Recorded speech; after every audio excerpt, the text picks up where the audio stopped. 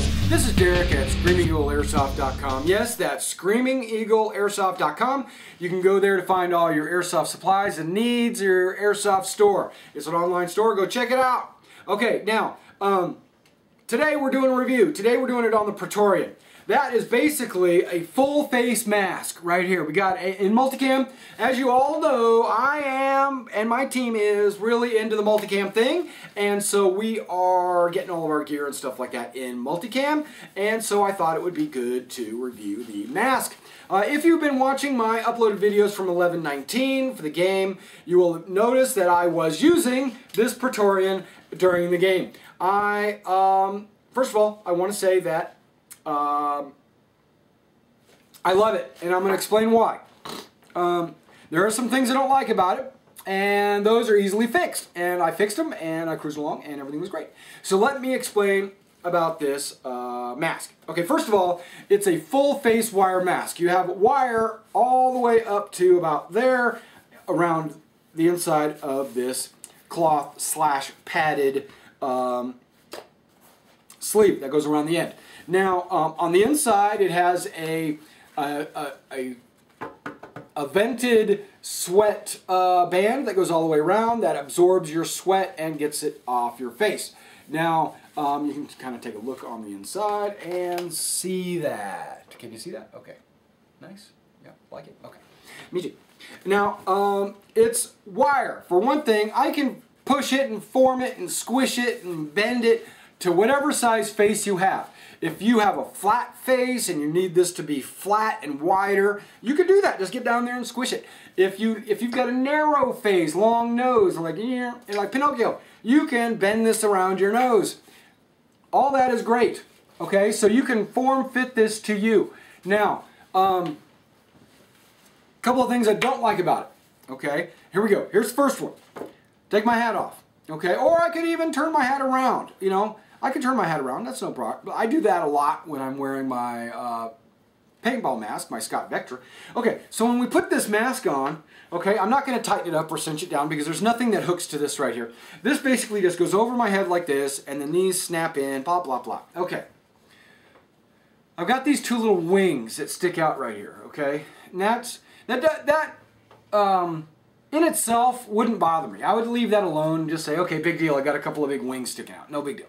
But if I turn my head to the side, you'll see that my ears right here, even with my hat tilted backwards, this section right there, right around my ears, is exposed.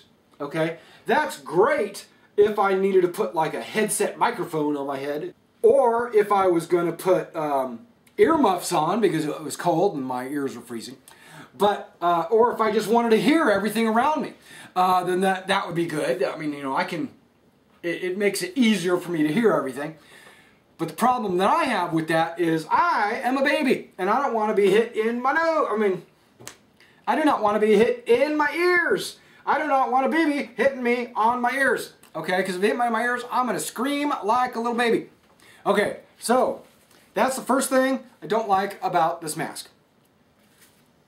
It's cut out for your ears, which is good in a way. I mean, if you're using like ear headsets or whatever, gives room for that. But if you are not using headsets, what I use like a little earpiece in my microphone. It goes straight into my ear. I don't need that big open ear thing, so I don't like that. And I'll explain what I did at the game this last week and how to fix that.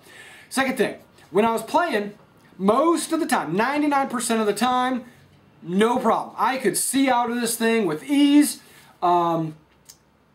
There's no fogging, because it's a wire mesh, there's no way it could possibly fog up on me.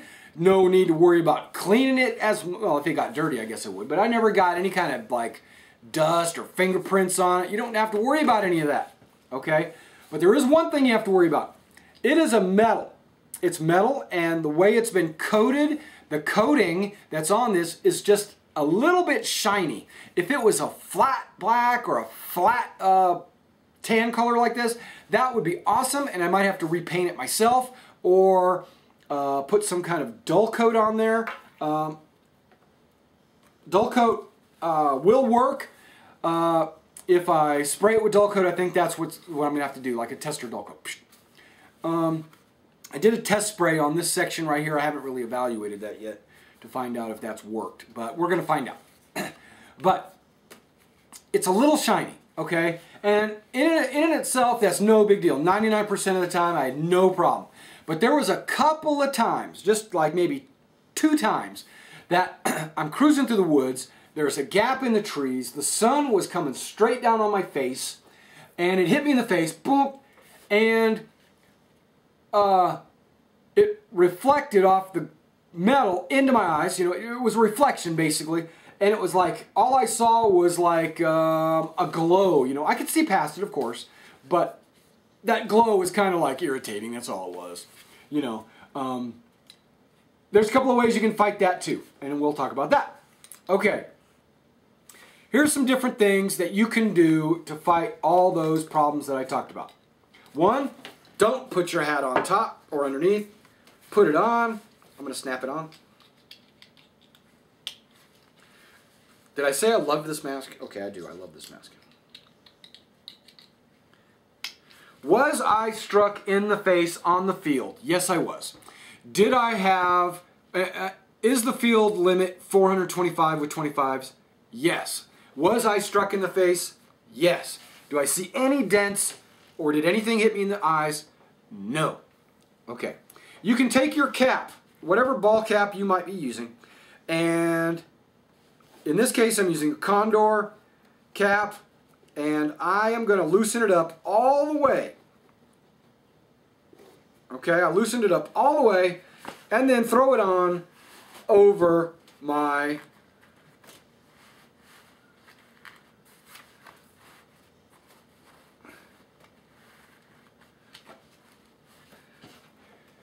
you can wear it on over your mask, okay? So you can cruise around. Now this will actually hold those little flippy flaps in, okay? And then you can cruise around, you know, boom, boom, boom. And it looks okay. Personally, I would wear it backwards, like that. That's the way I would do it. But, you know, hey, that's personal preference. Okay, another thing you can do is maybe wear some kind of veil, okay? So a lot of people wear veils anyway, but let's just say I had a veil on over my head. Woo! Okay.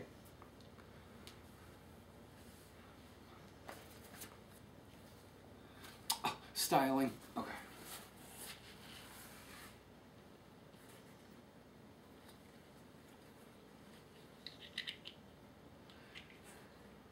Ow. Pinched. Okay.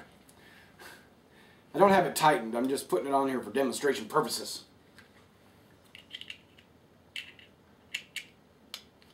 Okay, so now it's on. I've got my veil on, and what the veil is helping, but not preventing, it helps my ears. It also camouflages my ears and the back of my head. You know, my bald spot doesn't go poo, poo, poo. Okay, and then we have my veil, and then I can wear my veil, you know, however I would normally wear it on the field. I can, you know, put it on however I do it. Okay, and then I can cruise around, and I can even do that in conjunction with this. If I wanted to. It's just whatever. Okay? Another combination. No cap. Just mask.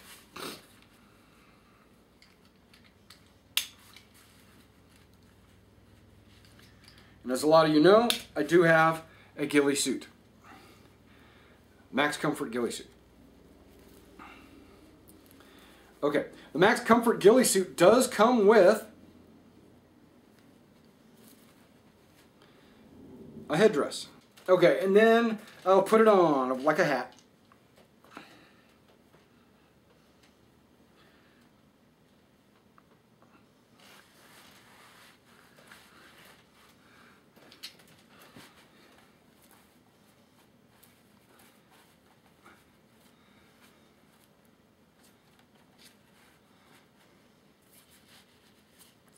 And I'll have a drawstring right here, which I can pull to keep the ghillie top on.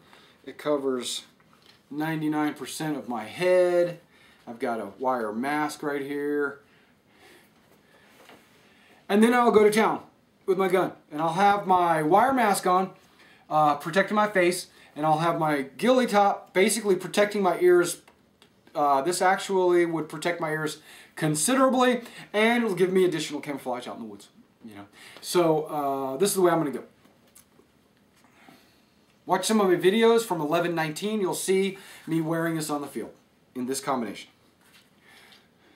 I strongly recommend this wire mask if you are in a place that, or if you have a severe problem with fogging because you get a lot of body heat and it's coming off of you and it usually fogs up your masks. Wire masks are preferred for that. The only concern that a lot of people have that I do not have, but a lot of other people have, is that if it gets hit by a BB, will the BB shatter and will that BB go into your eye? Well, if you're playing at a competition game, usually people are not playing with 12s, which might shatter. They're usually playing with 20s or more, which are a little bit more durable BBs.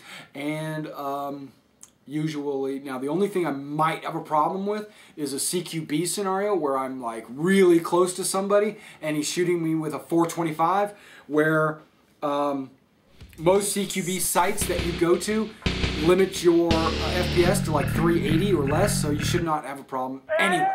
So I strongly recommend the Praetorian. You can find this on screamingeagleairsoft.com, and whenever you guys are on the airsoft field, remember, play safe.